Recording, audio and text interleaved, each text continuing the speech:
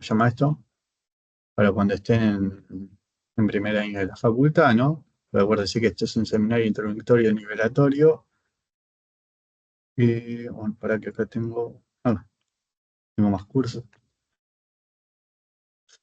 Y entonces cuando ustedes ingresan a la plataforma acá, voy a estar hablando un poquito de lo que son las mediciones, cómo se anota una medición, algo como más, ¿no? En torno a lo que es cuando trabajan en un laboratorio, ¿no? Medidas, eh, cómo se anotan las mediciones, etcétera, etcétera, qué cosas tengo que tener en cuenta cuando hago una medición.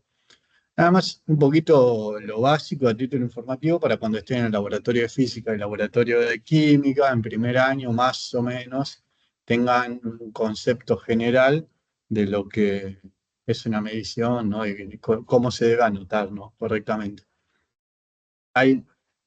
Esto es una materia entera, ¿no? Si puedo hablar de metrología, mediciones eléctricas, electrónicas, ¿no? Y bueno, tenemos cosas más técnicas, combinado con ramas más técnicas, entonces, digamos, son materias completas que después cuando estén, dependiendo ¿cómo se llama esto? La especialidad que elijan, van a ver. Pero bueno, básicamente la presentación que voy a mostrar un poquito esta y después de magnitudes vectoriales la pueden encontrar aquí creo que era perdón, en la unidad 2 y van al fondo de todo. Presentación, acá está, magnitudes vectoriales y mediciones de Para decirme incertidumbres. uno, profe. Disculpe. ¿Cómo? Estaba haciendo unas cosas Ah, recién. tranqui, tranqui. Todavía no empecé, básicamente estoy diciendo dónde pueden encontrar el material que vamos a ver en clase. Así que nada, para que vean un poquito lo que hay por ahí en el CBG, lo estamos reestructurando, así que bueno, si ven algo raro avisen, porque bueno, estamos con esas cosas actualizando todo. Así que nada.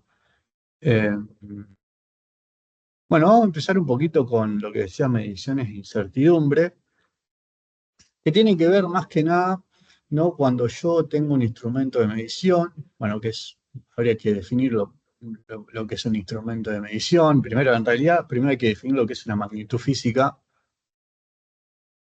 y eso lo definimos un poquito cuando hablamos en la unidad 1 y un poquito de la unidad 2 que habla de magnitudes físicas, ¿no? Es un atributo, una propiedad que se puede medir de un sistema, ¿no? Y ese sistema, esa propiedad, le podemos no asociar, le asociamos una cualidad, ¿no? Algo que caracteriza el sistema, pero también le podemos asociar un número. Si le podemos asociar un número, digo, bueno, ¿cómo puedo obtener ese número referenciado a esa propiedad, esa variable? Entonces tiene que haber un instrumento, algo, un, un sistema, dicho, otro sistema que pueda realizar esa medición, ¿no? Entonces, en torno a esto, las cosas más comunes que tenemos en la vida diaria, no sé, no empezamos a hablar de un batímetro, un megómetro, ¿no? No sé, distintos medidores de lumen o intensidad de luminosa, ¿no? No empecemos a irnos un poquito a lo técnico, sino vamos a algo más cotidiano, porque bueno, siempre se empieza de lo básico y después en distintas ramas uno va extendiendo lo que quiere, digamos, al rubro que quiere ser más No, profe, específico. seguí hablando de eso. Bueno, después ¿cómo se llama esto? Van a tener más especificidad en la materia. Pero bueno, acá vamos a hablar más tranquilo de lo que es los instrumentos que tienen de medición en la vida cotidiana, que son básicamente la regla, ¿no? La regla milimetrada, una cinta métrica, eh, un termómetro, un dinamómetro, ¿no? Para medición de masa, ¿no?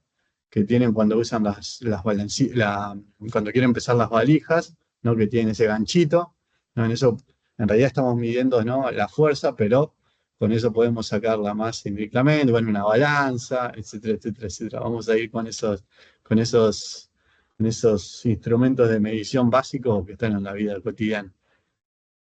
Entonces, lo primero que uno tiene que ver cuando está midiendo algo es un proceso, ¿no? Tiene que como que descomponerlo, ¿no? Se tiene que saber qué es cada cosa cuando uno está realizando ese proceso de medición. Entonces, fíjense que hay algo que se denomina mesurando, ¿no? Y para obtener este valor, ¿no? Este mesurando, se utiliza un instrumento de medición y un método de medición. Esto, ¿no? Conlleva que cuando nosotros tengamos que medir algo, ¿no? Esto está bueno por ahí hacerlo más, digamos, en un laboratorio y probando cosas, etcétera, etcétera, etcétera. ¿Qué pasa? Cuando nosotros queremos medir con una regla algo, yendo al ejemplo más básico, nosotros siempre tenemos una incerteza. ¿Qué quiere decir eso? Es que no estamos completamente seguros cuál es el valor 100%. Yo mido con una regla milimetrada, mido 10,5 centímetros, ¿no? La escala son milímetros, ¿no? Lo que quiere decir que por cada rayita, ¿no? Marca de esa regla hay un milímetro. ¿Cómo sé que esa medición es 10,5 centímetros? ¿Cómo sé que justo lo que yo quiero medir sea, no sé, un, un lápiz, digamos, una goma, lo que yo quiera medir, no sé, la mesa? ¿Cómo sé que es exactamente ese valor que yo estoy viendo en la regla? Entonces, nosotros de ahí tenemos que inferir que siempre que nosotros que vamos a tratar de medir alguna magnitud física, en esa medición no vamos a estar 100% seguros de que el valor que nosotros observamos, ¿no? Lo que vemos en la escala graduada, en el manómetro, ¿no? En la escalita esa o en el indicador digital, porque puede ser unos numeritos, no, no sé exactamente si ese es el valor real, ¿no? Entonces hay que hacer una diferenciación entre el valor real al valor que estamos viendo, que es el valor observado. Entonces, para eso, a eso se lo llama, ¿no? Incerteza. Yo no sé si ese valor representa exactamente la realidad del objeto. Y entonces podemos definir el proceso de medición, ¿no? Y este proceso de medición es la comparación del objeto con otro de la misma naturaleza que se toma como referencia patrón, ¿no? Esto se llama medición directa. Bueno, y tenemos después algunas cositas como son mediciones indirectas, les podemos dar algunos ejemplos, ¿no? Como dice ahí la medición de la temperatura. Entonces, en el proceso de medición, el sistema objeto, que es lo que se quiere medir, ¿no? Tiene que ser comparado, ¿no? Con el sistema o el instrumento de medición, es decir, la mesa con la regla, ¿no? La mesa es el sistema objeto al lado de la mesa y la regla es el sistema o instrumento de medida.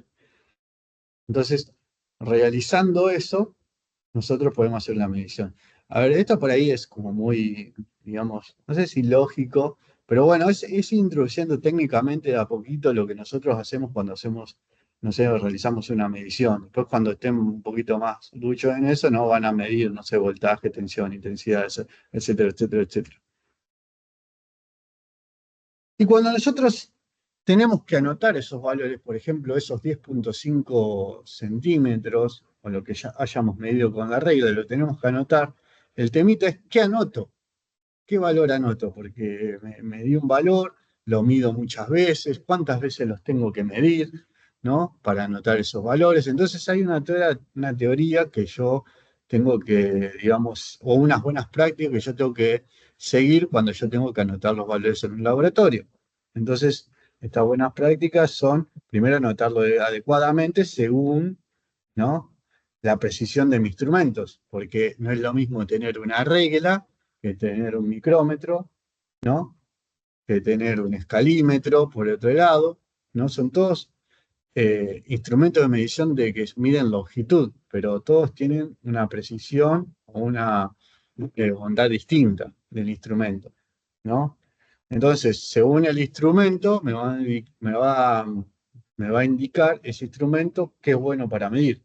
Dicho de otra manera, yo por ahí no voy a medir, no sé, un eje de 1 milímetro con una regla que uso para no subrayar un título. Entonces, hay algo que yo estoy haciendo mal. Si quiero medir con una regla, con una escala milimetrada, un eje de 1 milímetro.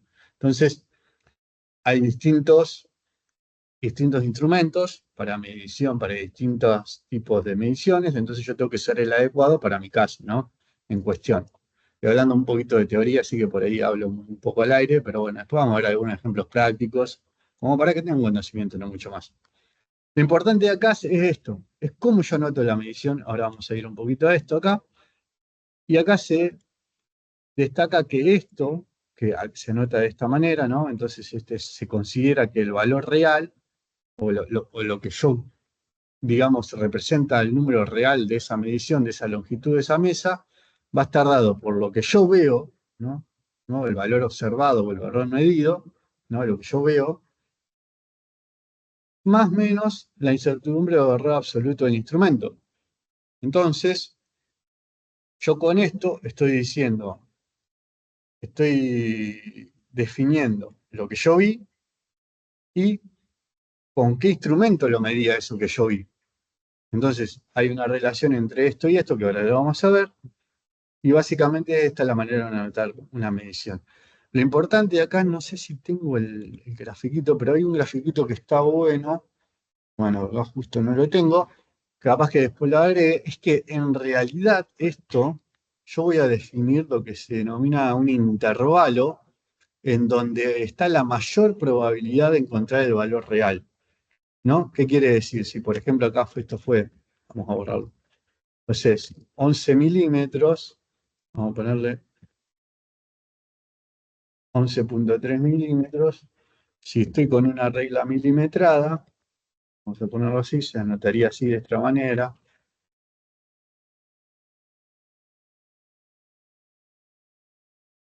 De lo que yo veo, ¿no? De lo que yo veo, la probabilidad que esta medición sea el valor medido observado, que es esto de acá,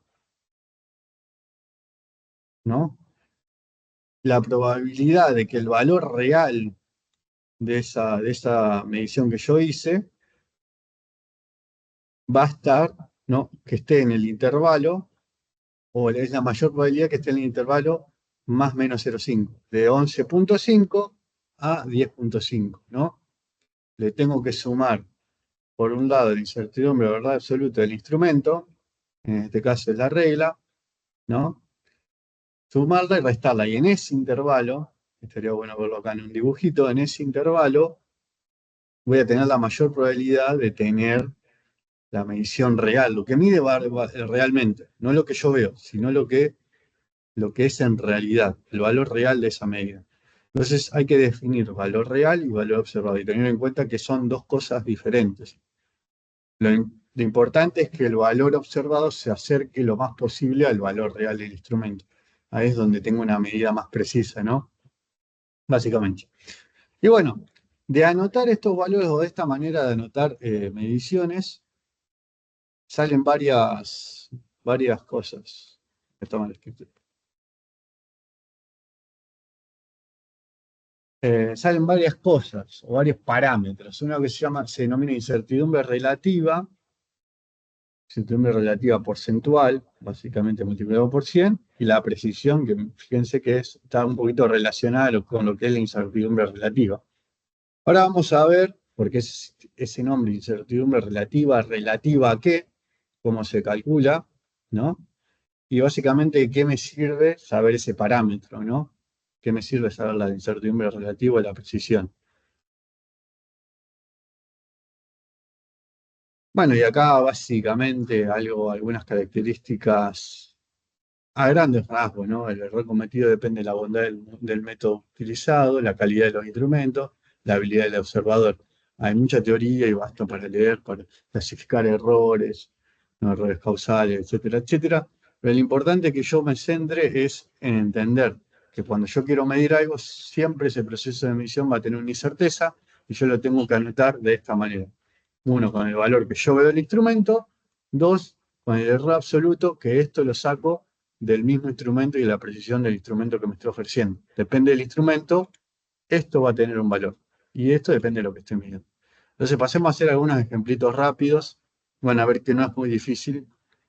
Antes dábamos un poquito más de extendido este tema que era propagación de errores, ¿no? ¿Qué pasa Profe, con... Sí, esto sería lo mismo que los límites de discrepancia superior e inferior.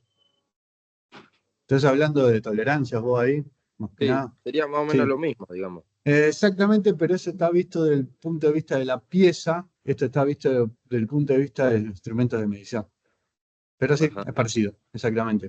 muchos han lo visto como tolerancia. Esto más que nada es teniendo en cuenta el instrumento de medición, no lo que la pieza que se va a medir. La pieza sí puede tener más o menos eh, ese porcentaje o ese error, porque vos exactamente no sabés si el proceso productivo, me estoy yendo un poquito de tema, ¿no? Pero el proceso productivo Sí. no te asegura infinitamente que esa pieza vale ese valor, 11 milímetros. Poner un eje que valga 11 milímetros, tenga, ¿no? De diámetro. Vos no sabés exactamente que tiene 11 milímetros, porque el proceso productivo no es perfecto. Bueno, esto es visto Claro, del otro lado, serían es un visto del montón lado del que mide, que no de tenés la conceptos herramienta dentro perfecta de eso. para saber cuánto vale eso. Pero sí es parecido, el concepto es ese, que está muy, Profe, muy, muy ligado. Sí, una pregunta, ¿por qué se pone más menos? ahora vamos a ver un poquito de eso. Tendría que tener un grafiquito a ver si lo encuentro por acá, para que me sea más fácil explicar eso, del por qué. Esto tiene todo también un trasfondo de probabilidad estadística, ¿no? Por eso vienen más, menos y los intervalos de probabilidad. No sale de la nada. ¿Sería Acá como para lanzarnos dos resultados? exacto. Fíjense, esto es lo que me interesa, ¿no? Incertidumbre de las medidas, ¿no? Yo tengo incerteza de la medida, ¿no? El valor real es este, ¿no? Esto es un poquito lo que quería analizar. Tengo el valor que yo veo menos el valor real. Esa diferencia, ¿no? Me da la incerteza de la medida. Yo no sé dónde está, pero sé que tengo un valor, pero sale de la regla. ¿Mm? Fíjense que es una regla y cuando yo hablo de escala graduada son las marcas que tiene la regla. La escala graduada de una regla milimétrica es un milímetro porque cada un milímetro hay una marquita. Entonces, ¿qué pasa cuando yo voy a medir con una regla? El valor real es este de acá, pero la marca es esta y la marca es esta. Entonces, ¿cómo yo saco este valor real? No lo sé, porque no lo sé, porque la marca acá me dice, por ejemplo, 10 milímetros, 11 milímetros. En el medio no hay una marca. Entonces, ¿cómo se llama esto? Para, para subsanar esto, para decir, bueno, el valor puede estar entre este rango, se le pone un más menos para decir, por ejemplo, si yo tengo un valor observado, este de acá, fíjense, que es esto de ahí, este de ahí, ¿no? Medido con este instrumento, que la incertidumbre absoluta está definida por el instrumento usado, le podemos hacer un intervalo en donde ese intervalo tiene la mayor probabilidad donde esté la medida. Entonces, si la medida está acá, yo tengo que decir de lo que veo, más o menos, en este caso si es una regla milimetrada, 0,5, ¿no?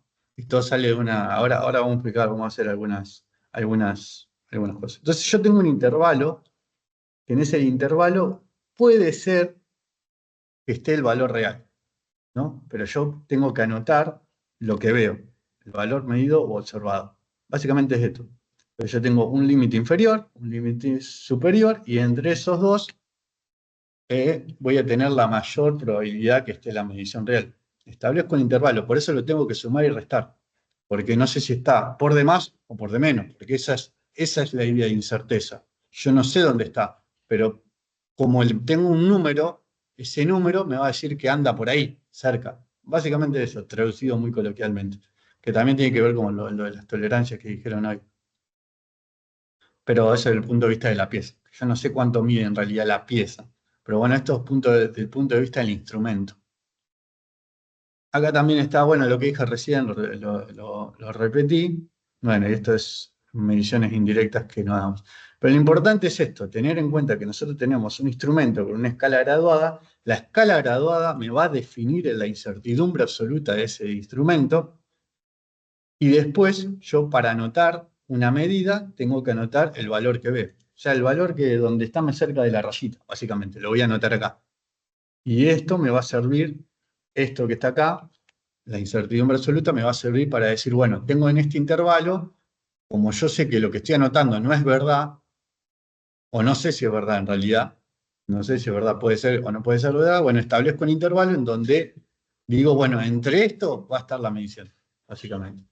Entonces, en función de esto, vamos a hacer algunos ejemplos prácticos, ¿no? Por eso tenemos un termómetro, una balanza, algo que nosotros conozcamos. no vamos a meter un medidor de... Bueno, puede ser un voltímetro podría ser, pero bueno, vamos a ejemplos más prácticos. Juan Fíjense. Carlos, Sí, ahí Franco Bazán tiene la mano levantada, pero no sé si de hoy. sí, creo que era de hoy que preguntó eso, el disco de las Sí, te tolerancias, dice creo. cogido la mano. ¿Listo?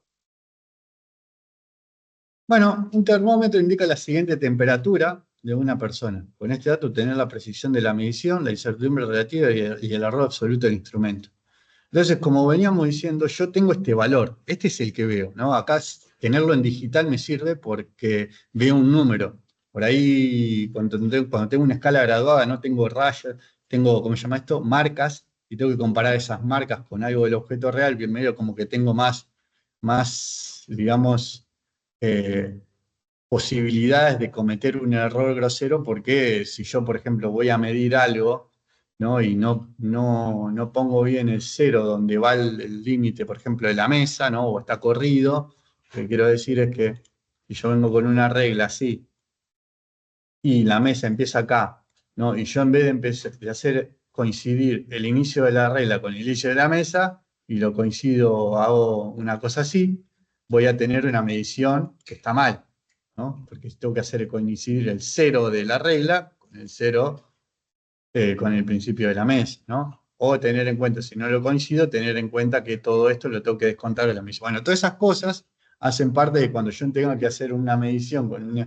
un, un objeto que tenga una escala, por ahí se hace más complejo, una escala graduada. Después tengo los manómetros, ¿no? Cuando yo, por ejemplo, voy a medir presión, no tiene instrumentos de aguja, ¿no? Un velocímetro, ¿no? A medida que aumenta la velocidad se va moviendo la aguja con una escala graduada, un tacómetro, ¿no? De controlar las revoluciones del auto. Entonces son todos objetos de medición que conllevan, ¿no? O que tienen un error. No los analiza porque no está en un laboratorio, pero no me dice la verdad el objeto. Tengo que siempre tener en cuenta eso, el instrumento. Nunca me dice la verdad absoluta, sino me dice por dónde andan. Eso me va a servir o no me va a servir según el proceso que yo esté haciendo o la precisión que necesite. Entonces esto es un instrumento, un termómetro que me va a decir la temperatura corporal de una persona. Entonces yo lo tengo que anotar. Entonces, para anotar eso, como si tuviera que anotar varias veces, en realidad lo que yo tendría que hacer es medir varias veces, no una sola, 3 veces como mínimo. Bueno, acá vamos a hacer una sola medición, porque bueno, están recién, digamos, teniendo estos conceptos básicos. Entonces, fíjense que tengo que primero anotar, te anoto X, me pueden poner el nombre que quieran, puede ser T como temperatura, tengo que poner el valor medido observado. ¿Cuál es el valor medido observado? 36,7. 36,7. El 36,7. Siempre se le pone más menos, y esto lo vamos a ver ahora. Esto es en función del termómetro, ¿no? Del instrumento de medición, ¿no? Y de no cualquier instrumento, sino el que estoy usando yo, porque hay muchos termómetros, ¿no? Pero es el que estoy usando yo y el que estoy viendo yo. Entonces, el valor medido va a ser 26,7. Eso es lo que yo veo, ¿no? Ahora, para cuando tenga que anotar, vamos a ponerlo así, grado centímetro, perdón, que estoy con la letra, perdón, mucho mete la letra, pero estoy con el mouse y se me re complica. Tengo 36,7, bueno, acá le pongo la unidad, pongo paréntesis, entonces la unidad tanto de la medida, el valor observado, como el error absoluto es la misma siempre. Si esto es metro, esto es metro. Esto es grado centígrado, entonces lo puedo poner entre paréntesis. Y esto que está acá, que es en función del instrumento, ¿no? Se llama incertidumbre absoluta, y por definición siempre es el valor de la mínima escala graduada dividido 2. La escala graduada, ¿dónde está? Ah, fíjense que la escala graduada, en este caso una regla, es esto, son las marquitas. Como la escala graduada de una regla es 1 milímetro, el error absoluto de la regla, o la incerteza absoluta por medir con una regla, es 0,5 milímetros, ¿no? Porque es la mínima escala graduada sobre 2. En este caso, como es un termómetro, la mínima escala graduada, ¿cuánto será? ¿En función de qué? ¿Cuál es el valor que va en el menos? 0,5 sería grados. la Exacto. mitad de 36,7. Sí, ahí se me cruzaron todos, pero sí, básicamente lo que dijeron, lo que tienen que apuntar que el mínimo valor, la mínima cifra, o que el valor que tiene, la cifra que tiene menos peso, es esta acá, el 0,7, creo que lo dijeron ahí. Entonces, sobre esta cifra tengo que trabajar. No es 0,7, sino es la unidad de esa cifra. ¿Cuál es la unidad? Es 0,1, ¿no? Eso, tipo, lo que 0,1 es 0,1. grado es la unidad mínima que yo tengo que variar. O sea, para pasar al siguiente valor, de 0,7, ¿qué paso? Por abajo y por abajo. 0,8. 0,8 0,6, o 0,8. 0,6, exacto. Va de 0,1 en 0,1. Esa es la mínima escala graduada de este instrumento de medición, que es el termómetro. Muy bien. Entonces, para obtener la incertidumbre absoluta, y esto también es definición de probabilidad estadística, etcétera, etcétera, etcétera, pero se toma siempre la mínima escala graduada sobre 2. Entonces, en este caso sería 0,1 dividido 2. Se me fue el 0,05. ¿Esto por qué es?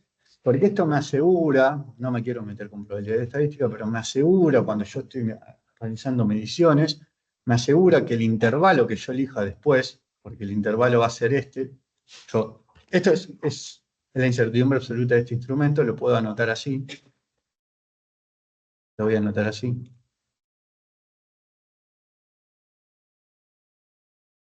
Ahí está. Lo voy a anotar así, y acá le voy a agregar una cifra más, porque si acá hay dos cifras, acá tiene que haber dos cifras también. Pero esto me va a definir un intervalo, que no me acuerdo quién era la chica que me decía hoy, pero es básicamente por esto. 36,7 me va a definir este intervalo, en realidad 36,70, ¿no? Se ponen los dos, y me va a definir un intervalo por encima y por abajo.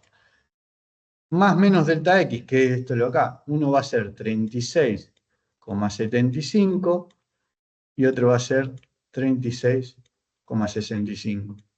Entonces, en este intervalo tiene la mayor probabilidad que esté el valor real de temperatura. Este es el valor que me dice el termómetro. Pero esto es el intervalo en donde va a estar el valor real de esa temperatura. No el medido, sino el real. Y es en realidad la mayor probabilidad. Puede estar acá en 36,78 o 36,8. Puede estar en 36,8, pero es menos probable, es más probable que esté de lo que yo veo, corrido un poquito para la derecha y un poquito para la izquierda. ¿Y eso quién lo define? La incertidumbre absoluta, ¿no? Y eso está en función, ¿no?, del instrumento de medición. Básicamente eso. Por eso hacemos el más menos. Profe, Básicamente es ¿eso eso. también no depende de la apreciación del instrumento? Sí, depende de la apreciación del instrumento. Exactamente. No queremos meter Profe, muy técnicas. Sí, pero sí. Dime. sobre la incertidumbre que usted explicó recién, para conseguirla, vio que usted explicó que era el menor Sí. valor Sí, la medido mínima escala de dividido. graduación, exacto. Sí. Eso es siempre, se hace siempre para conseguir a X alta Exacto. Sí, delta X, esto acá. Ahora vamos a ver delta X. otro ejemplo que es igual. Dos iguales, muy parecidos. O Siempre sea, se pero no utiliza la importa el mínima. objeto de medición. ¿Cómo? No importa el objeto de medición. No, exactamente. Solamente, no importa el objeto de medición, es el instrumento. Esto es en función del instrumento. Esto lo define el instrumento. Depende del instrumento que yo tenga, me va a definir esto. No importa lo que yo tenga que medir. Básicamente es eso. Si yo tengo dos termómetros distintos, para un termómetro puede haber un delta X y para otro termómetro puede haber otro delta X, otra incertidumbre absoluta, porque lo define como la apreciación del instrumento, como decía alguien. Básicamente eso.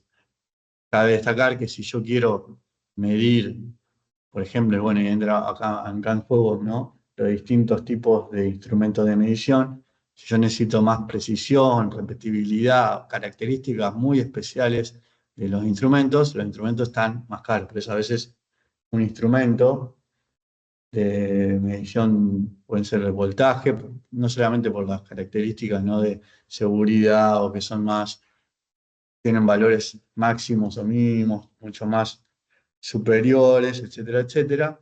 Generalmente, entre más preciso es, mucho más caro es, ¿no? Hay un laboratorio de metrología que tiene instrumentos muy caros. Pero bueno, estamos viendo algo más sencillo, algo más básico, esta es la introducción, ¿no?, a lo que son las mediciones. Lo importante es ver algo y anotar la medición, ¿no? Que sería esto, que es lo que más le va a servir. Después, pueden calcular la precisión de la medición, como pregunta acá, y la incertidumbre relativa. ¿Cómo hacen eso? Bueno, son dos parámetros que me interesan cuando yo estoy haciendo este tipo de mediciones, porque me relativizan según el número que yo obtengo de la medición en función del instrumento, la precisión del instrumento que yo tengo, ¿no? ¿Qué quiero decir?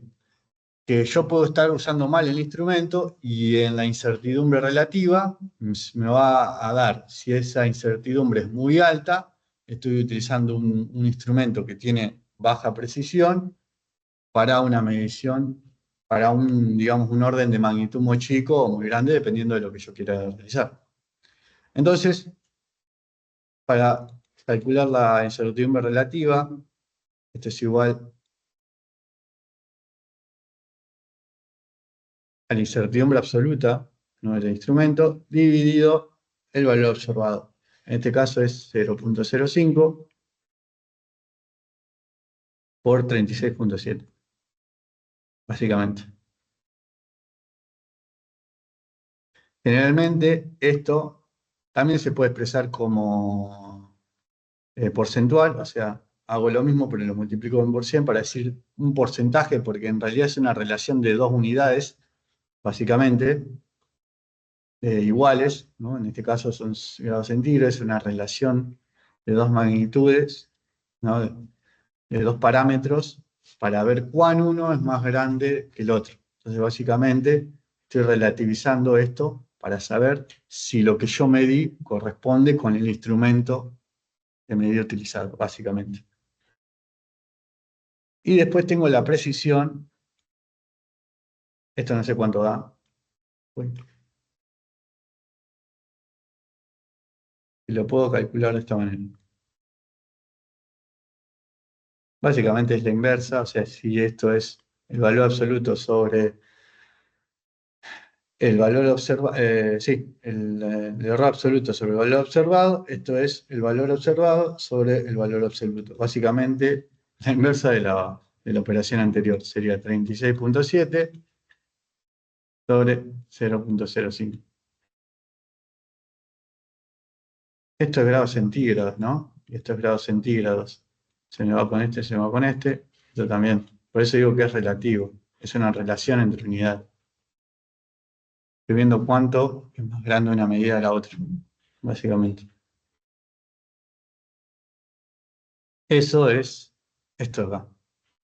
Incertidumbre relativa, delta X sobre X'. Incertidumbre relativa porcentual es la misma medición, pero por 100 para sacarlo en porcentaje.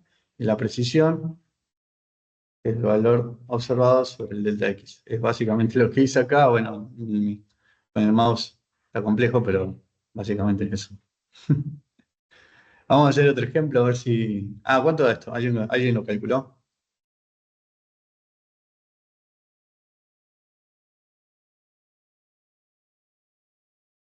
¿O están todos dormidos? Profe, Sí. la precisión me dio 734 y el de arriba, no me acuerdo bien cómo se llamaba, 0.001. Así. Sí, sí, sí. Claro. Esta es la incertidumbre relativa y esta es la precisión. La incertidumbre Básicamente una relativa de relación, Mendoza. sí, básicamente una relación entre dos cantidades y esto me dice que esta medida o este número es 734 veces más grande que el de abajo.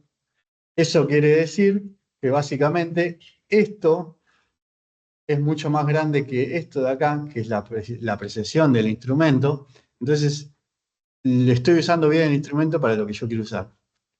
Capaz que está muy en el aire lo que estoy diciendo, pero imagínense que yo quiero medir, no se puede, porque el mismo instrumento no te va a dejar. Pero imagínate que yo quiero medir 1 grado con esto. ¿Por qué no puedo? ¿Por qué no debería medir 1 grado con esto? Y porque este termómetro es para medir temperaturas altas y no temperaturas bajas. ¿Por qué? Sí, tenés razón, pero ¿por Porque qué? Porque es para temperatura corporal. Exacto, pero la pregunta es ¿por qué si me lo podés justificar acá con estas definiciones Porque que dimos sería recién? muy poca la precisión. Si querés Exactamente, una medición exacto, sería muy habría, baja para llegar a un grado. exacto. habría La un error de precisión sería de magnitud muy 20. grande. Exacto. Este valor, no sé, ahí se me cruzaron varios, pero básicamente es eso el concepto. Si yo podría hacer el cálculo, trato de medir 1 grado con un instrumento que tiene esta precisión, la incertidumbre relativa se va a ir para arriba, o sea, este valor va a crecer, y esto es malo que crezca, ¿no? En realidad en las mediciones en laboratorio siempre, esto no lo medí porcentual, pero bueno, vamos a hacerlo porcentual. Yo lo multiplico por 100% y lo corro 0,1%. O sea, este es el número que me interesa a mí. Cuando yo mido 36,7 grados centígrados en este termómetro, estoy cometiendo 0,1% de error. Esto es lo interesante. Entonces, ¿qué pasa? Si yo quiero medir 1 grado y hago todo este calculito de nuevo para medir 1 grado, esto se va a subir y se considera que las mediciones, entre todo, están bien realizadas si no pasan el 1% de error, ¿no? De incertidumbre relativa, de 1 a 3%, ¿no? Son mediciones que son aceptables para anotar. Si no, ¿qué quiere decir eso? Que le estoy usando el instrumento inadecuado. Acá yo tengo que cambiar de instrumento, no tengo que usar este termómetro, tengo que usar un instrumento de mayor precisión para poder medir temperaturas bajas. Como dijeron ustedes, que está bien, pero la justificación está acá, es en esto, que esto se me sube. Y esto, como dijeron muy bien, baja. La precisión de la medida va a bajar un montonazo. ¿Qué quiere decir? Que yo estoy utilizando el instrumento para algo que no se debe utilizar, para medir temperaturas muy bajas. Pero la explicación acá está en el numérico. Más allá de que uno intuitivamente dice, no, y no voy a medir con un termómetro 1 grado, no me sirve. Esa es la sensación que tiene uno. Pero más allá de la sensación que tiene uno lo puede justificar diciendo de esta manera, que la incertidumbre relativa de la medición sube demasiado y la precisión también baja. Básicamente, son inversamente proporcionales. Básicamente, si uno sube, otro tiene que bajar. Entonces, bueno, ahora con una balanza se ve un poquito. Hacemos un ejemplo más con una balanza y pasamos a magnitudes vectoriales, que por ahí me interesa un poquito más. Esto es más para un conocimiento general y para que tengan, digamos, maneras de anotar bien las mediciones cuando estén en el laboratorio. Fíjense, acá no se nota mucho la coma. Bueno, vamos a hacer esto, que tiene un poquito más. Bueno, me parece que. Fíjense, se realizó la medición de la masa. Esto es un dinamómetro, ¿no? Lo utilizan ustedes para cuando tienen que pesar alguna valijita que tiene un ganchito, que en realidad mide fuerza, pero bueno, en función con la medición de la fuerza, podemos indirectamente medir la masa, ¿no? Hacemos la conversión con la constante gravitatoria, 9,8 metros sobre segundo al cuadrado, y con eso podemos obtener la masa del objeto.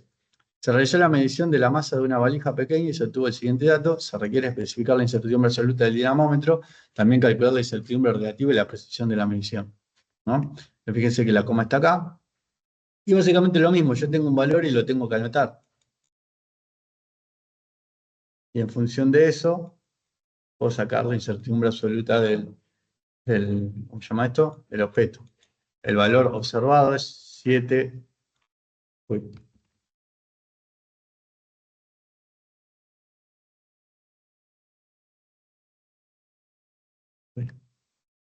más o menos. Como tengo tengo dos cifras después de la coma, una son las décimas, otra las centésimas, entonces 0,01 sería. dividido exactamente Lo 0.01 dividí a 2 y te... y hay que dividirlo por 2. Claro. Entonces me queda 0.05. Entonces Sí. estos son 0.05. Acá agrego uno. Si acá Sería tengo, perdón, me faltó un, 0,05, ¿no sería? me faltó un 0, ¿no? Profe, ¿no te faltó un celo arriba? Sí. Ahí está. Me faltó un cerito.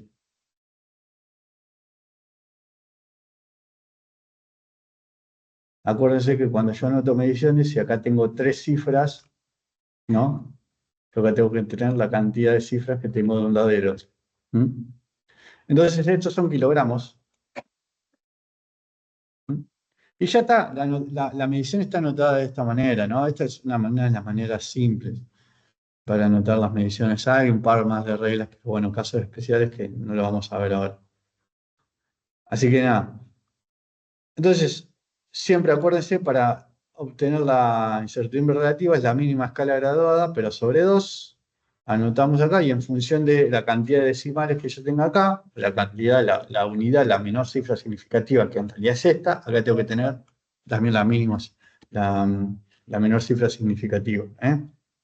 Estos son cifras, pero la menos significativa es la que posee menos valor, tiene menos peso, que en este caso es esa, y en este caso acá tiene que tener la misma cantidad, básicamente. Entonces podemos calcular de nuevo la incertidumbre relativa, porcentual, para saber si la medida que yo estoy haciendo, yo más o menos sé la apreciación del instrumento por esto, tiene 0.005 kilogramos. El tema es que yo, en función de lo que estoy midiendo con este instrumento, voy a saber si lo estoy usando bien o mal, o qué incertidumbre me conlleva hacer esa medida con ese instrumento. Entonces, para eso calculo la incertidumbre relativa. Yo hago lo mismo, por 100. Entonces voy a tener 0.005 sobre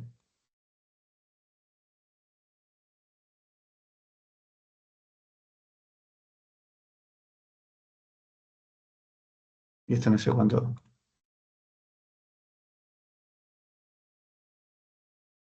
¿Alguien lo calculó? Yo lo calculé.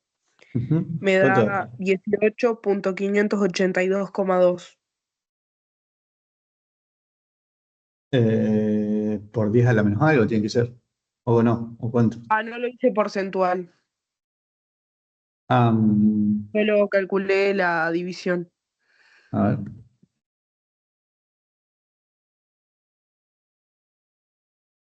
Mm, 3.9. Me da otra cosa, capaz que calculé mal yo. Profe, a mí me da 0,66. 0,0006. Esto, Me da 200. 0,060. A mí también. Eso, sí, me da eso. Dice acá, ¿no? Dice 0.005 sobre 7.9, ¿no? Por 100. Voy a sacar el porcentual y me dio eso. 0.073%. Entonces, estoy usando un instrumento de medición para, ¿no? El instrumento que estoy usando, que es el dinamómetro esto, y quiero medir esa valija, ¿no? El instrumento utilizado para la medición que quiero hacer está bien, ¿no? Está bien utilizado porque da un bajo porcentaje de error. La clave está esto, en tener un bajo porcentaje de error, ¿no? En función de la medición que quiero hacer. Lo que quiero, de nuevo quiero decir, si yo quiero medir 500 gramos, ¿no? O 0.5 kilogramos, y ahí estoy medio mal. ¿Por qué? Porque estoy tratando de medir, ¿no? Algo que tiene una masa muy baja comparado, ¿no? Digamos, a la apreciación de este instrumento. Ojo que, bueno, se podría llegar a medir, pero va a tener un error porcentual bastante grande. Vamos a hacer un cálculo, a ver cuánto da. Supongamos que quiero medir con este mismo dinamómetro, pero en vez que ahora no dice 7.9, va a decir 0.5. Esto. El display va a decir 0.5.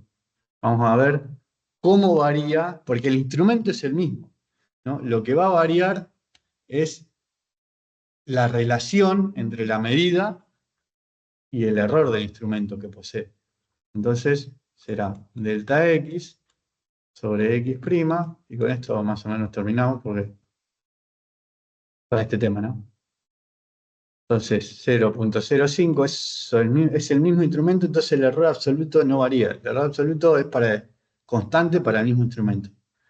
Lo que varía es esto de acá, lo de abajo. 1% puede ser. Entonces, fíjense, pasó de tener un porcentaje de error la medida de 0.063% a exactamente 1%. Entonces, subió, ¿no? Subió mucho. Todavía se puede considerar más o menos exacto, pero considero que no está tan bien usado ya para medir medio kilo. Medio kilo. Este instrumento está preparado para medir, ¿no?, cantidades de orden de magnitud un poquito más grandes, 7, 10, 20, 30 kilos, no para medir 0,1 kilos. Si quiero medir 0,1 kilos, ahí ya el error se va a hacer mucho más grande. No, básicamente es eso. No solamente tener en cuenta el instrumento que estoy usando, sino para qué lo uso, para medir qué. Tengo que tener en cuenta básicamente eso. Hay muchos más ejemplos. Ya tengo una balancita. Es como si una balancita que pesa, ¿no?, que pesa 1 o 2 kilos, acá como esta, quiera medir 50 gramos, ¿no? No me va a servir. O sea, no va ni siquiera a mover el número del display digital, ¿no? Entonces hay balanzas de precisión para no medir cosas un poquito más chicas, como telas, polvo, etc. Y otras balanzas para medir, ¿no?, mecánicamente objetos con mucha masa, no toneladas, etcétera, etcétera, etcétera. Así que bueno, básicamente eso es lo que vamos a dar de incertidumbre, ¿no? Cómo mirar, cómo ver y anotar una medida, ¿no? Y los parámetros que son generales. Hay muchos más parámetros que podríamos estar viendo, mucha más teoría que podríamos estar detallando, pero bueno, a grosso modo, en el laboratorio les va a servir, ¿no?, tener estos conocimientos. Así que bueno, este es un tema que antes dábamos un poquito más en profundidad, ahora ya un poquito damos algo más básico, algo que les sirva, que sea más práctico, ¿no? Antes dábamos un poquito más en profundidad, pero se escapaba un poquito de lo que era la practicidad del laboratorio. Así que nada. Vamos a pasar a otro tema, que es este. Nosotros dimos, o empezamos dando, en la unidad 2, lo que era una magnitud, ¿no? Y de eso, bueno, la definición la dije cuando empezamos, creo que también tenía definido lo que era una magnitud por acá, en esta presentación. Y básicamente la magnitud es una propiedad que es medible, ¿no?, que le puedo asociar un número, ¿no? Y consecuentemente está definida por el sistema internacional y tiene una unidad. Por ejemplo, la longitud es en metros, la masa en kilogramos, el tiempo en segundos, ¿no?, la temperatura en Kelvin. Esas son las fundamentales, y después tienen las derivadas, que son combinaciones de las fundamentales, por ejemplo, metro cuadrado para el área, metro cúbico para el volumen, ¿no?, newton para la fuerza, velocidad es metros sobre segundo, aceleración metros sobre segundo al cuadrado. Entonces, se van obteniendo más unidades combinando las unidades básicas definidas por el sistema internacional en una definición operativa, ¿no? Entonces, ¿qué pasa? Nosotros teníamos, o vimos, ¿no?, hicimos una clasificación seguramente, pero no entramos en detalle en esa clasificación. Las magnitudes pueden ser de dos tipos, escalares y vectoriales. Las escalares están definidas básicamente por su unidad y un número, ¿no? Por ejemplo, tenemos la temperatura, ¿no? Tenemos 10 grados centígrados, 10 grados Kelvin es el número y su unidad, no mucho más. Ahora tenemos otras magnitudes que básicamente siempre las magnitudes hacen referencia a algo de la realidad, algo físico, como por ejemplo la velocidad, la aceleración, la posición, que no solamente me basta con saber el número, que es importante saber el número, pero también tengo que saber otras cosas. Por ejemplo, si la bici va a 20 kilómetros por hora, me da una idea de cuán rápida es la bici, porque está yendo a 20 kilómetros por hora, pero no me dice dos cosas fundamentales. ¿Para dónde va? ¿No? ¿Y en qué sentido ¿Hacia va? dónde? Sí, exactamente, ¿hacia Claro. dónde va esa bici? Entonces, para tener un poquito más de definición, ¿no? Un poquito más de certeza en esa definición, se definieron los vectores. Es un concepto algebraico, pero lo podemos unir a algo físico, que en este caso es la velocidad.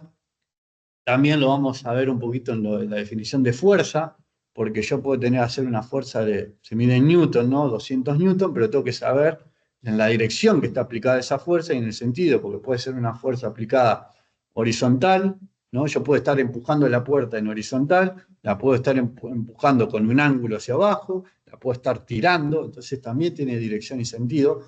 Entonces, hacemos uso de este elemento algebraico para poder, ¿no? utilizarlo o analizar fenómenos físicos. Básicamente eso. Entonces, como nosotros vamos a tener que analizar variables que son magnitudes o vectoriales, tenemos que definir el vector y cómo se trabaja el vector, tanto matemáticamente para después darle un significado, ¿no? a esa velocidad desde el punto de vista matemático, ¿no? A poder tener esa sensación. Entonces, me fui para abajo. Tenemos el vector, bueno, dice, permiten representar magnitudes vectoriales. Esto es lo principal, es un segmento de recta orientado, y estas son las tres propiedades, digamos, que tiene un vector, que son módulo, dirección y sentido, como venimos diciendo. Entonces,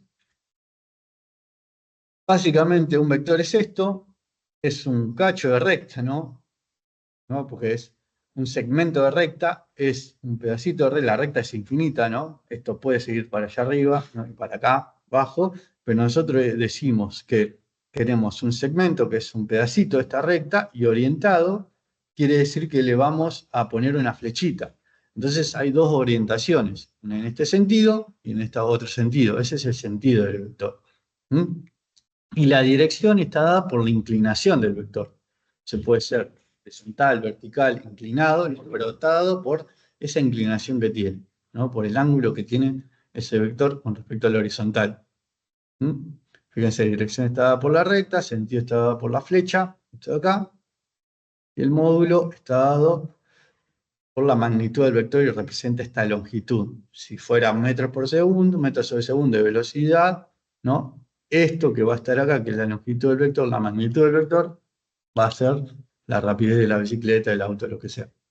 Pero bueno, hay que empezar a definir por ese lado los que son las magnitudes vectoriales, porque en un principio va a ser sencillo, pero después vamos o en primer año van a ir dando movimientos que son un poquito más complejos, entonces requieren un análisis vectorial un poquito más extenso.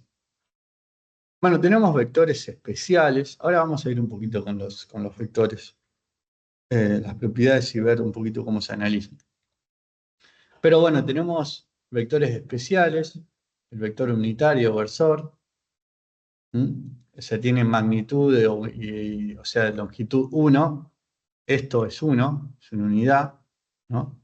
Módulo vector igual a 5, es cuando vale 5 esta longitud, según una escala o una unidad que nosotros tengamos, si es velocidad metros sobre segundo, si es longitud es metros, si es aceleración metros sobre segundo al cuadrado, básicamente. ¿Por qué es un vector especial? Porque después con ese vector, generalmente hay lo que se denominan, necesitamos para dibujar un vector, fíjate que acá está en la nada, pero el vector necesitamos para representarlo, necesitamos un sistema de referencias, un sistema de ejes. Entonces, ese sistema de eje me va a definir, si son dos ejes o un eje, me va a definir un plano o una recta.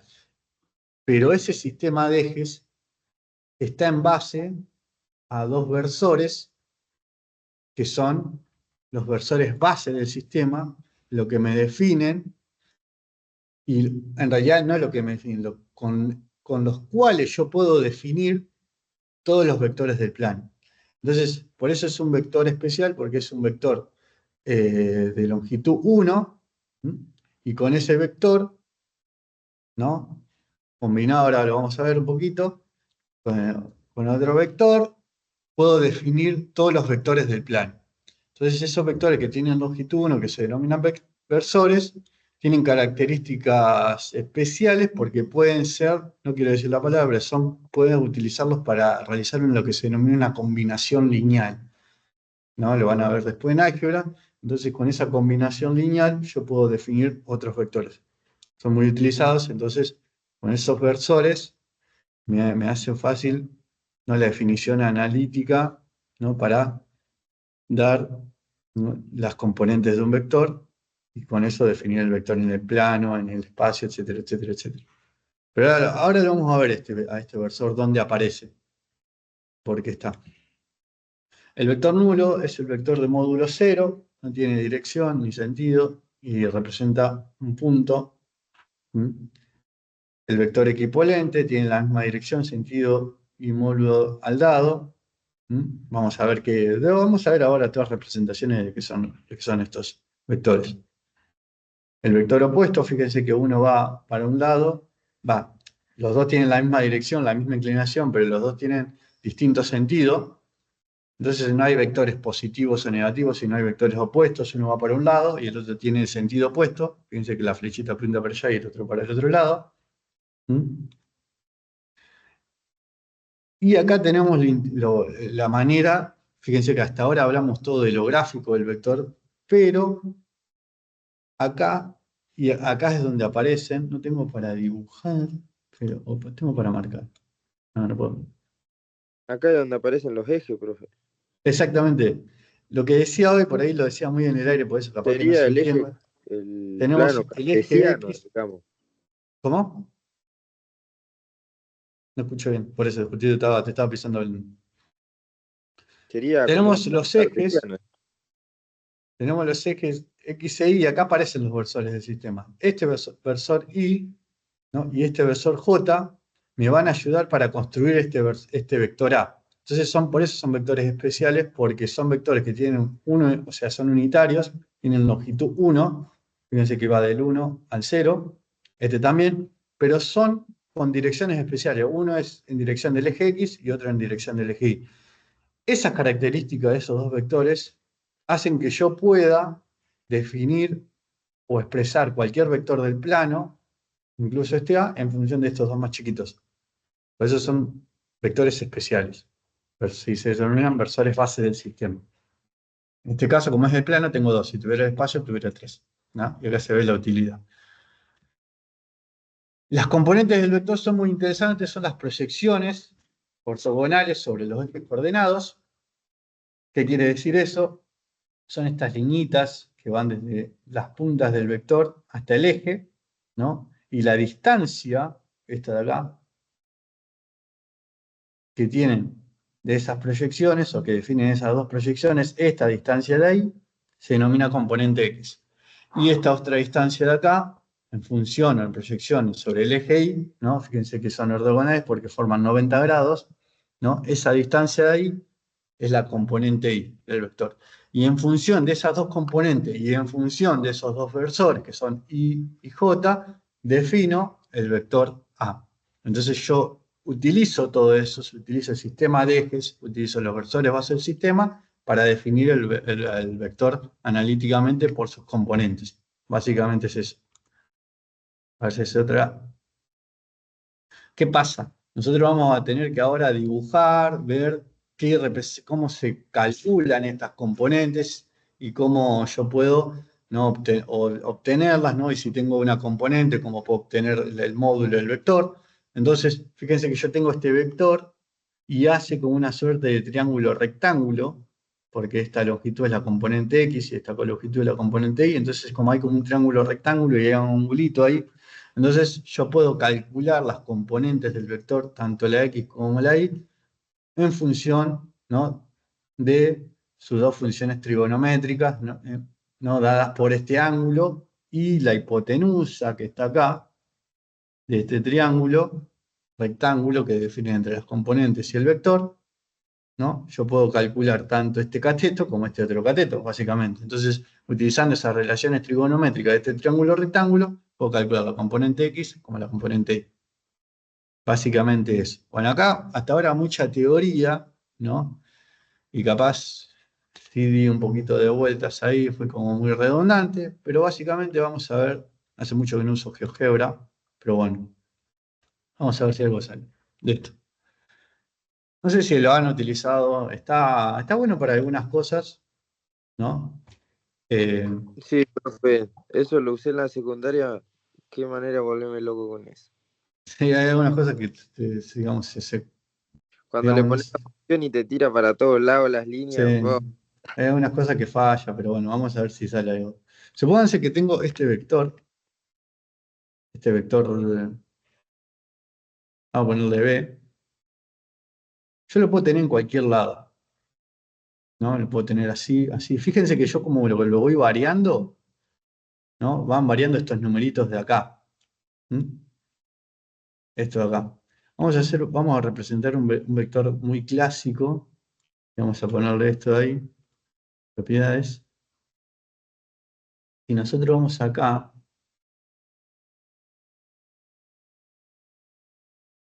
Fíjense que tiene coordenadas cartesianas y coordenadas polares.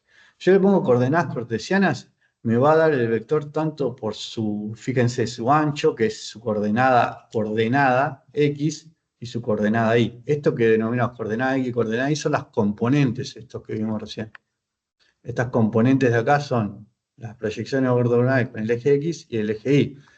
Son estos dos numeritos que están dados en forma de par ordenado.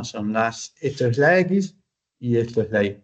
Si yo voy moviendo el vector, cambiando su inclinación, se van modificando las componentes. La X ahora vale 2, porque esto tiene ancho 2, y esto vale 4. Un vector equivalente a este sería este. Es un vector que es exactamente igual, pero puede estar en cualquier parte del plano, porque la definición de vector me dice que tiene tres propiedades: módulo, dirección y sentido. Entonces, este vector está en el origen de mi sistema de coordenadas, este es el Y, este es el X, pero un vector equivalente me tiene que hacer, un vector equivalente por definición, tiene que tener esas tres características iguales, y este tiene la misma dirección, o sea, la misma inclinación, el mismo sentido, la flecha apunta para allá, es más, dice control C, control V, para si hago control V aparece de nuevo, fíjense. Lo que pasa es que tiene distinta ubicación, entonces eso es una propiedad que tienen los vectores, ¿no? Que se pueden desplazar en todo el plano, pero pueden seguir siendo equivalentes. Esa equivalencia se denomina como vector equivalente. Entonces, estos tres vectores son iguales. ¿Por qué? Porque tienen la misma inclinación, el mismo módulo, el mismo sentido. Esta longitud es la misma en los tres, ¿no? La dirección, la inclinación es la misma en los tres, y la flechita está en el mismo sentido. Un vector opuesto sería esto. A ver si me sale. Vamos a copiar de acá. Tiene la misma inclinación, ¿no? La misma longitud, o sea, esto mide lo mismo, si lo pongo ahí mide lo mismo, pero lo único que varía es la flechita para dónde apunta. Esta apunta para arriba y esta apunta para abajo. Esa es la definición de opuesto, un vector opuesto. Este vector es opuesto a este. Entonces vamos a cambiarle el nombre.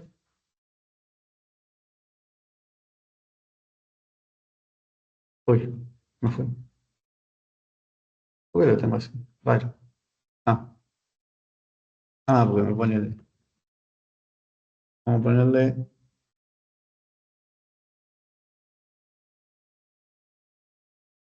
Vamos a poner otro color. Y fíjense que la casualidad que si este tiene componente X, 2 y 4, este tiene menos 2 y menos 4. Entonces, el vector opuesto tiene como característica que tiene sus componentes invertidas. Si esta es positiva, esta es negativa. Si esta es positiva, negativa, ¿no? Sea cual sea digamos, el vector. Otra cosa es, fíjense que si yo lo traslado, por ser equivalente, este numerito no se modifica. Por más que si empieza en 0, obviamente esto es 2, porque acá dice 2, ¿no? Pero fíjense que yo lo traslado a 6, también sigue siendo 2, porque la componente no varía, ¿no? La componente X, que es esta longitud, ¿no? No varía, y la componente Y tampoco, por más que el vector esté acá. Fíjense, siempre sigue valiendo lo mismo. Estas componentes van a variar si varía algo del vector, y si varía algo del vector, ya no son iguales con respecto a este de ahí. Entonces, Profe, acuérdense, sí, para que sea opuesto, ¿tiene que tener la misma raíz que el vector original, por así decirlo? ¿a qué te referís con raíz?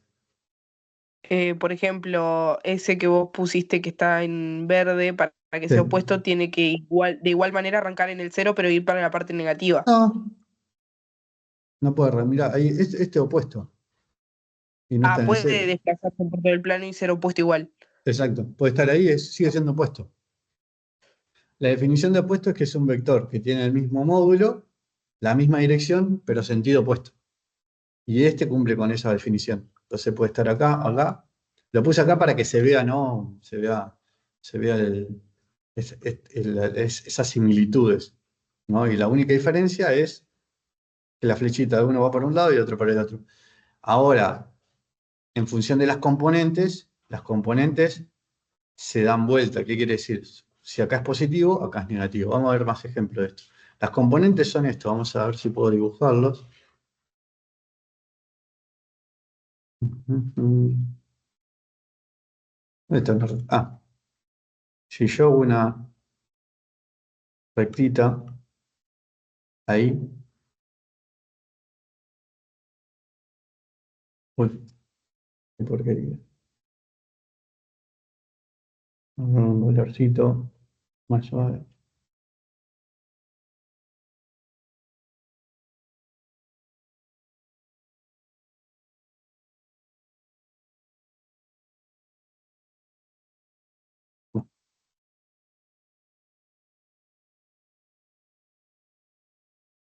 Y esto vamos a ver dónde vamos a ver.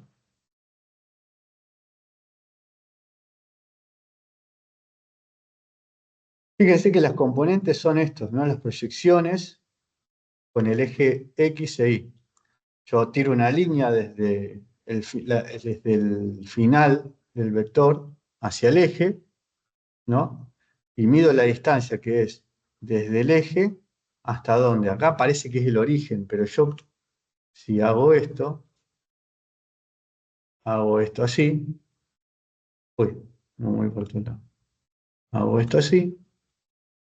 Ahora, fíjense que yo moví el vector, pero sigue valiendo 2,4. Las proyecciones siempre se miden desde el final del vector contra el inicio del mismo vector. Entonces acá,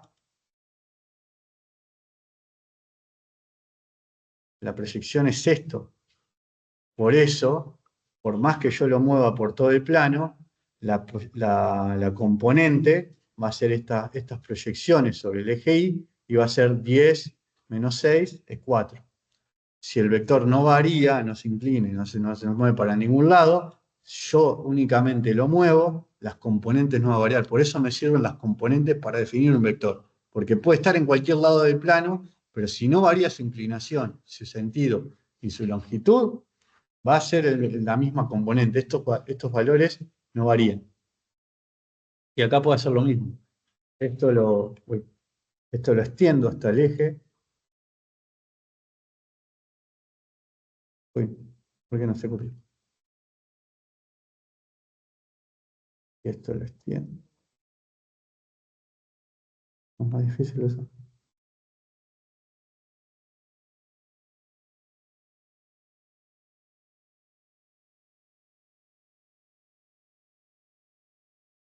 Entonces, estas proyecciones del final del vector contra el inicio del vector, la longitud entre estas dos proyecciones, me va a dar la componente tanto en X como en Y.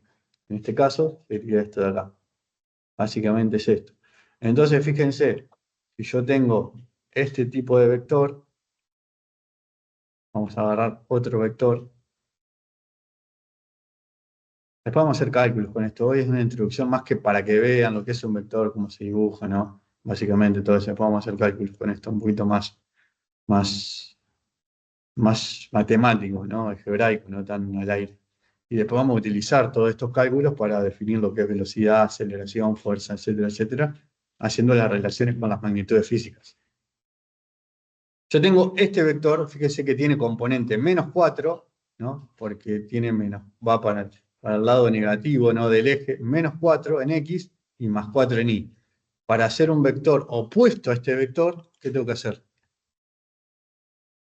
Invertir el sentido. Y Invertir el sentido. invertir.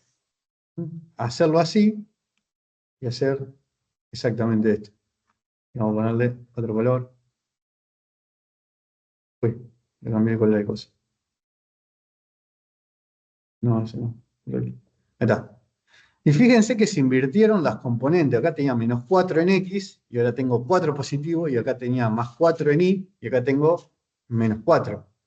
Entonces, el opuesto siempre invierte el signo de las componentes. Si es negativa, pasa a positiva, y si es positiva, pasa a negativa. Gráficamente se ve de esta manera, que el vector va para el otro lado. El inicio es el final y el final es el inicio. Básicamente eso es un vector opuesto. El equivalente sería, ¿no?, que vaya para el mismo lado, ¿sí? Ahora, fíjense que esto se divide en 4 zonas. Yo tengo el primer cuadrante, donde estas son las X positivas, las Y positivas. Un vector este está en el primer cuadrante. El segundo cuadrante, que tengo la Y positiva y la X negativa, este sería un vector del segundo cuadrante. El tercer cuadrante, que tengo las X positivas y las Y negativas, perdón, las X negativas y las Y negativas, un vector en el tercer cuadrante sería este.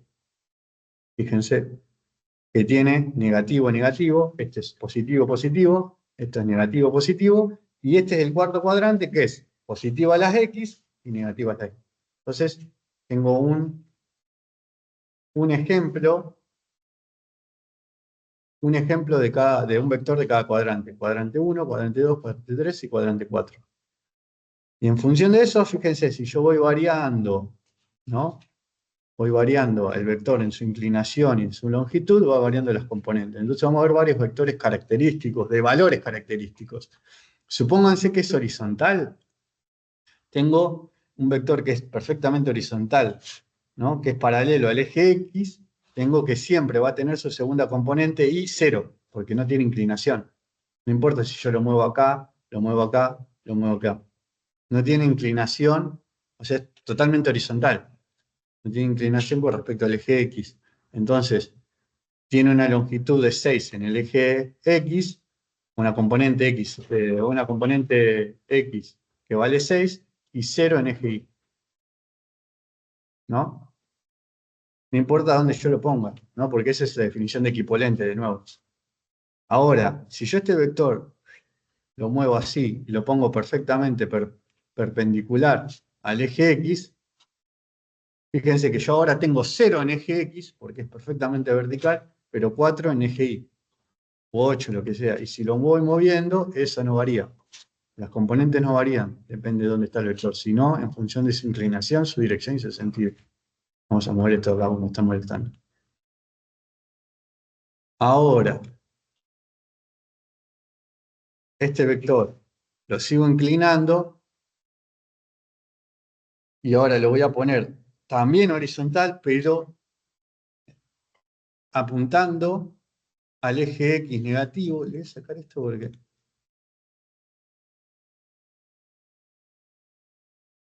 punto este no me... Creo que era estilo... No.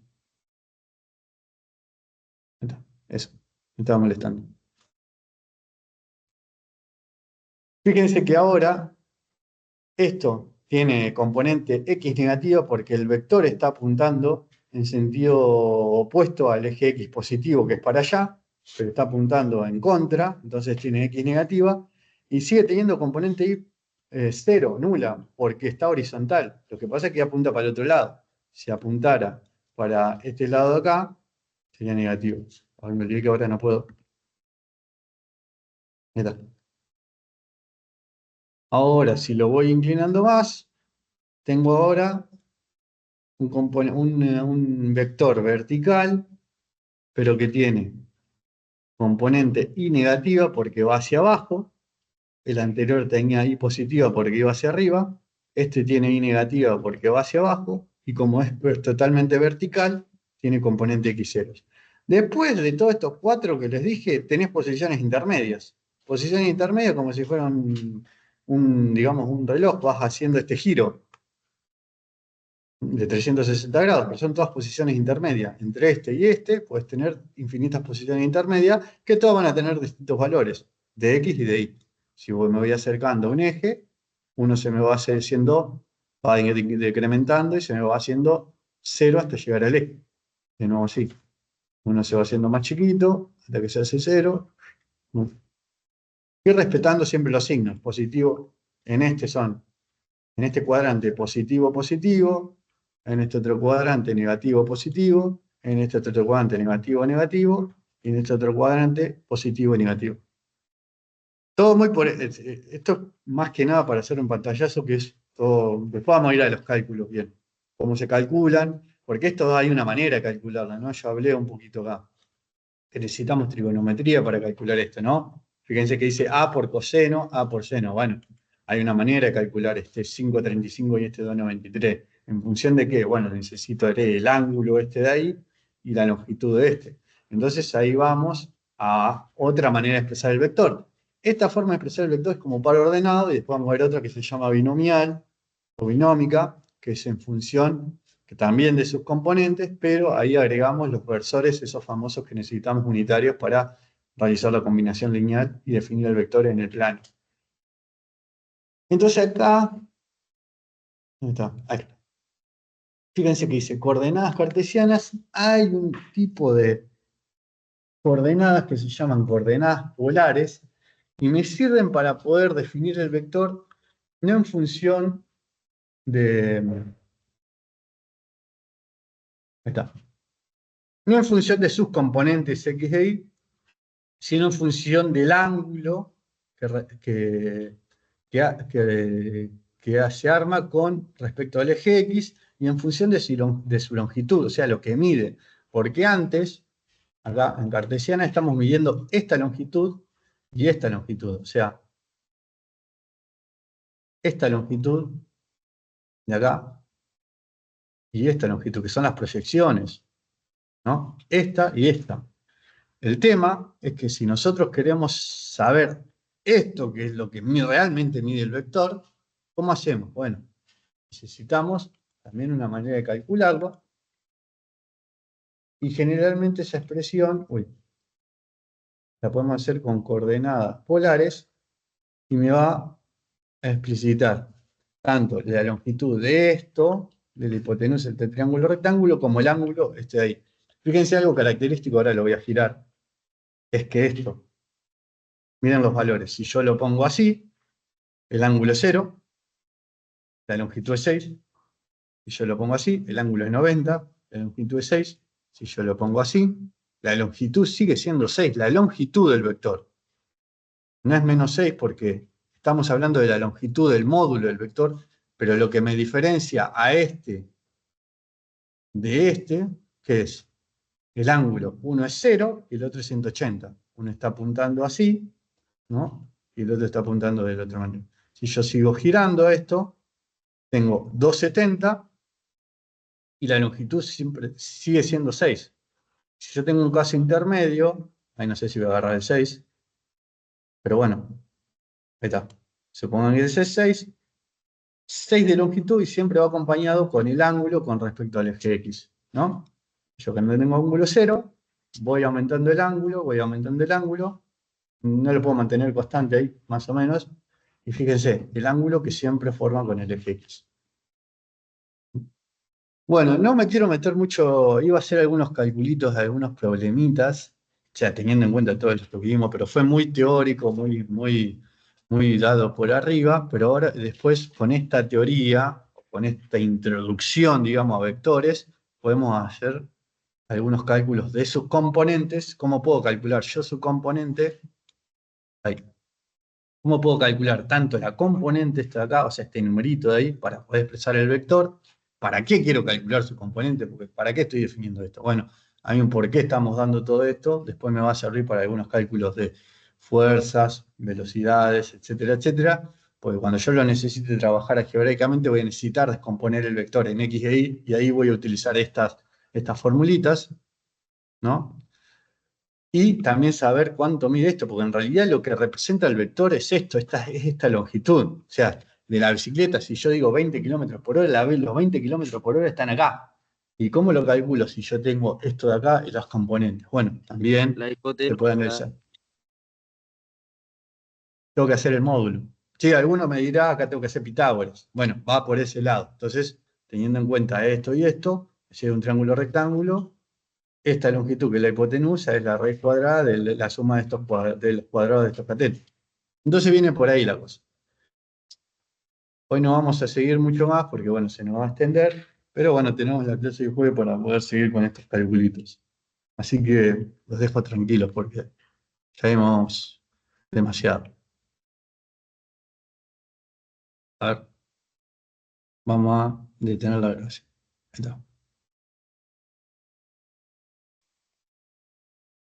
Bueno, vamos por terminar la clase de hoy. Bueno, si tienen alguna duda, yo terminé como si